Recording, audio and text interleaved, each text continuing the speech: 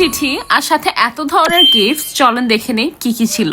সবার আগে চলুন হাতে লেখা চিঠিটা পড়ে নেই। প্রিয় আর্টলিক শুক্তিপু, আপনার গলার স্বর কাচের চুড়ির মতো। দারুণ সব আইডিয়া গুলো নিয়ে যখন কথা বলেন তখন সব স্বচ্ছ প্রাণবন্ত লাগে। তাই আপনার গলার স্বরে রং তুলির মায়ায় মিশে যাওয়ার লোভ থেকেই এই উপহার। আমার আইডিয়াটাকে জীবন দিয়ে রাঙাতে পারেন কেবল আপনি। আপনার মতো সুন্দর মানুষের জন্যই আমার আয়োজন। প্রতিটা দিন সুন্দর হোক, নিত্যশ্রী।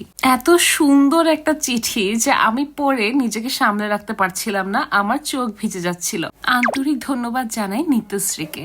শুধু হাতে লেখা চিঠি নয়, খুবই ইউনিক এক ধরনের নোটবুকও সে আমাকে পাঠিয়েছেন, যেখানে কিনা আমি ব্রাশ রাখা বা পেন্সিল রাখারও জায়গা পাচ্ছি এটার কভারেই। দারুণ এই সিস্টেমের নোটবুক এই প্রথম দেখলাম। নিত্যশ্রী থেকে আরেকটা জিনিস দেখে আমি অবাক হয়ে গেছি, আর সেটা হচ্ছে পোর্টেবল কাটলারি সেট। এই জিনিসটা এত কাজের, আমি নিজে বাসার চামচগুলো আমার আলাদা একটা ব্যাগ কিনে ওটার মধ্যে ক্যারি করতাম। একটা স্টিলের স্ট্র ছিল, আবার সেটা পরিষ্কার করার জন্য এই ক্লিনারটা ছিল।